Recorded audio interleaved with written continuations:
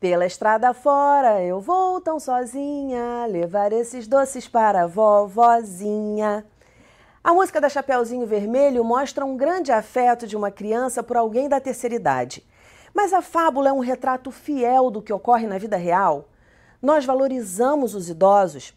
Nas aldeias indígenas, por exemplo, eles têm lugar de destaque, são respeitados, ouvidos.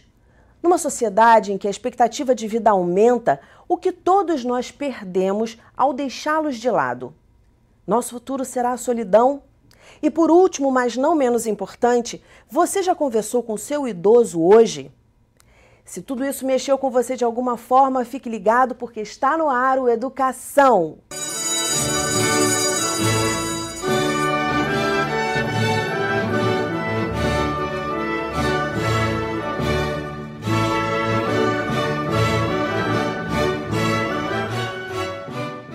Minhas convidadas são a presidente da Comissão da Criança, do Adolescente e do Idoso, deputada Tia Ju, e a geriatra, doutora Ana Lipke. Muito bem-vindas ao programa. A primeira pergunta vai para a doutora Ana. Também quero ouvir a sua opinião. O que a senhora percebe? A senhora percebe que os idosos no seu consultório, eles se sentem respeitados pela sociedade? Não, de uma maneira geral, não, né? Os idosos sempre se sentem colocados de lado e realmente são. Agora, com essa mudança da estrutura familiar, os idosos perderam esse poder, inclusive de congregar a família, né? Os mais jovens estão mais distantes. Mas há várias maneiras de envelhecer. Tem pessoas que envelhecem conseguindo manter os seus filhos juntos. E até são os idosos que, enquanto vivos, mantêm a família unida.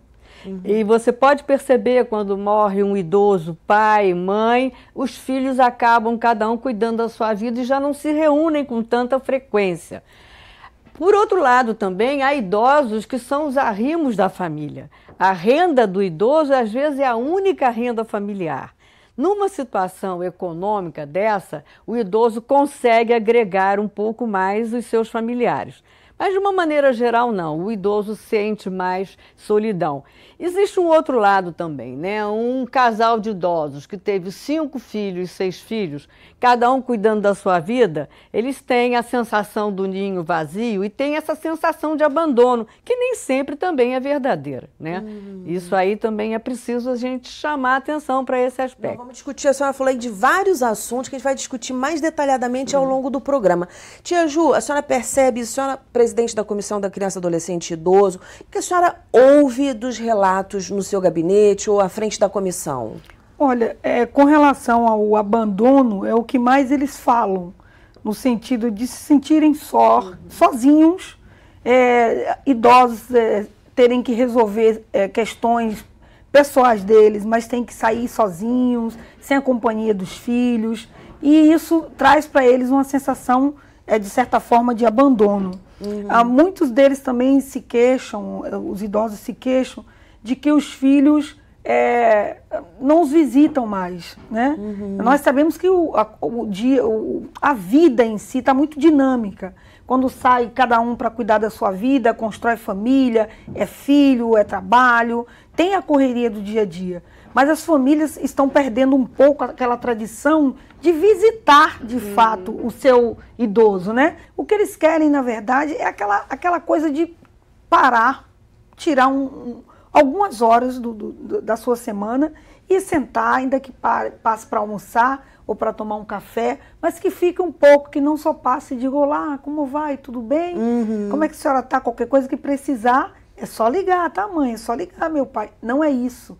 Isso não preenche o vazio deles. É porque já fica aquela sensação que a doutora falou, do ninho vazio.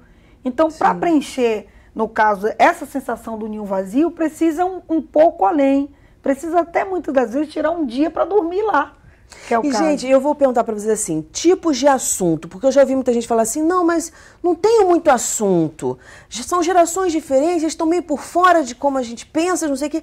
Tipos de assunto, dicas para as pessoas que estão em casa, falam assim, eu tenho idoso aqui, mas não consigo conversar com ele, não consigo manter um diálogo com ele. Olha, tem idoso que lê jornal todo dia. Então, esse idoso tem assunto para comentar. Se tem idoso que vê a novela, então você comente sobre a novela, e se você não vê a novela, pergunta a ele, que novela você está vendo? E é interessante agora que, como os noticiários estão muito tristes, os idosos estão até deixando de ver esses noticiários horrorosos de todo dia. Mas vem uma novelinha ou outra. Mas o idoso gosta muito de saber sobre os netos, gosta de saber como é que estão na escola, se passou de ano, gosta de saber que um está na natação, enfim, tem assunto. Se você falar sobre a família, sem fazer fofoca, já tem muito assunto, né? É verdade. Então, ou então elogiar o cabelo, foi ao cabeleireiro, quando é que vai, quando é que a senhora comprou essa roupa, tem sempre assunto. Eu acho que precisa ter amizade, amor, que o assunto vem. O assunto surge. Verdade. E quando a gente conhece, porque assim, a maioria dos idosos ou é pai, mãe, tio, avó, que nós conhecemos e conhecemos muito bem. Então a gente sabe o que eu gosto. Minha mãe, por exemplo, ela é super vaidosa. Minha mãe já é uma idosa, teve AVC, então não anda, tem dificuldade, enfim. Mas ela é muito vaidosa. Então toda vez que eu vou lá, porque ela mora distante, eu procuro levar uma roupa, um vestido bonito e faço aquela festa de que eu escolhi com todo carinho. E ela fica super feliz e a gente fica ali conversando durante um bom período sobre aquele lindo vestido que eu dei a ela de presente, que dia vai usar, que hora vai colocar. Aí já pede a menina que fica com ela, que cuida dela, para pentear o cabelo, já quer vestir para ver como é que fica. Então, sempre a gente vai saber o que assunto puxar, né? Exato, Ou de que assunto falar com aquele idoso, né? É brincar, é dar um beijo, dizer que tá lindo, que tá linda. Os idosos são vaidosos também, principalmente as mulheres acima de 80 anos, porque essa geração toda foi muito cuidadosa com a aparência. É verdade. Então procura observar na rua, essas senhorias estão sempre bem penteadas, estão Unha com brinquinho, feita. estão de bolsa, elas procuram arrumar a roupa de uma maneira boa. Então a gente precisa levantar a autoestima do idoso. Na década de 70, os Estados Unidos foram os primeiros a observar isso, hoje a Europa e Brasil também tentam fazer o que a gente chama relação intergeracional. Isso faz bem a todo mundo. Se a gente pensar nas famílias antigas, você tinha o avô, o bisavô, a criança de meses, a criança adolescente, o casal jovem, e eles viviam juntos na mesma casa. Então essa relação intergeracional ela é importantíssima porque valoriza o idoso, faz o idoso entender a criança e o adolescente. E é uma troca nesse convívio, uma troca riquíssima. Porque eu me lembro, criança, nós sentávamos em torno do meu avô para ouvir as histórias dele. Muitas vezes ele falava de caçadas e nós achávamos que ele estava mentindo. Mas a gente ria muito e não dizia para ele que achávamos que ele estava mentindo. Mas aquele convívio era delicioso. São experiências, trocas de experiências. A criança tem a criatividade. Se você observa a criança brincando, você está aprendendo com ela.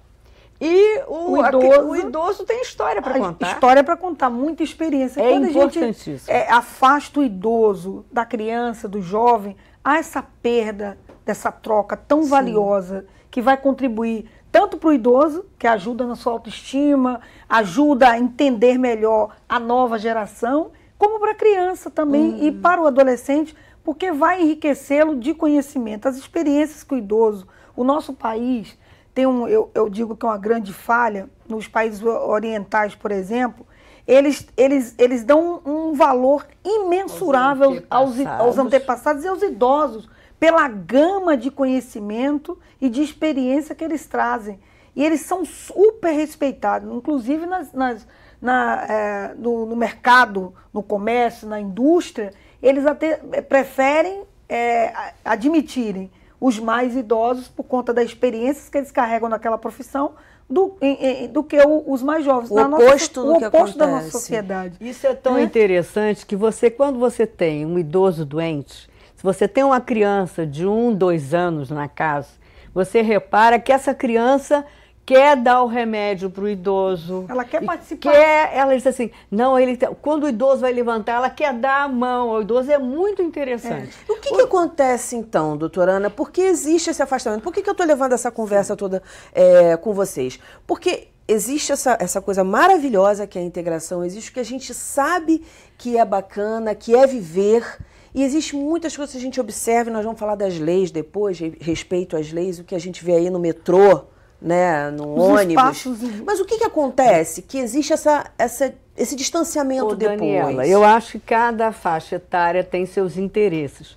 Além disso, nós estamos vivendo uma sociedade egoísta, consumista, e se você reparar, uma família de um casal jovem com 2 filhos, está cada um no seu quarto, com a sua televisão, com o seu iPad, com o seu iPhone, né? Então eles não estão nem conversando entre si.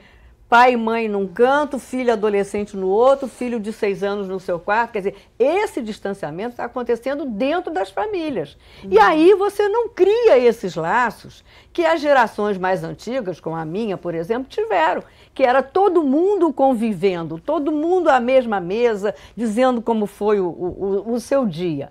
Lógico que o idoso ele perde um pouco a paciência com o adolescente. Se o adolescente fica com a vitrola lá nas alturas, o idoso não quer isso. Hoje o adolescente já não tem mais esse problema, porque enfia o fone no ouvido e vai para esquece outro mundo. Né?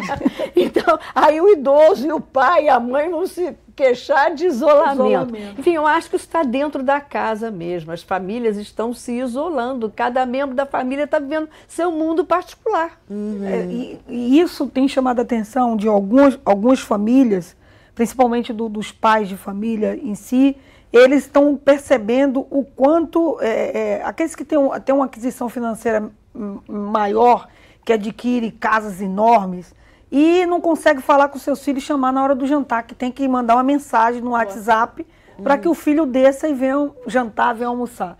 Então, são essências de viver que estão se perdendo em detrimento do mau uso da tecnologia. Eu diria isso. A tecnologia veio para nos auxiliar, para nos ajudar, e nós precisamos manter um controle nisso para que a gente não isole o que é mais importante e essencial, que é a pessoa humana. E o idoso faz parte disso, né? Sim. A pessoa idosa também faz parte disso. Inclusive, os idosos também estão curtindo muito essa coisa de iPhone, de iPad. Tem alguns que também... Pois a gente tem que trazer o idoso para o mundo mais moderno e trazer para junto da juventude. Agora, as experiências que a gente vê, quando você aproxima jovens de idosos, principalmente se for num trabalho voluntário, os jovens gostam muito. Gostam Sim, gostam bastante. São relatos fantásticos, né? De aprendizagem tanto de um lado quanto do outro, porque a gente também está sempre aprendendo com os pequenos, né? A gente está sempre aprendendo com todo mundo. Eu quero saber, a gente está no finalzinho desse bloco, próximo bloco, vamos falar das leis, vamos falar do pessoal que está lá no metrô e que está dormindo, fingindo que está dormindo, né? Que não deixa o idoso sentar no lugar que é de prioridade dele.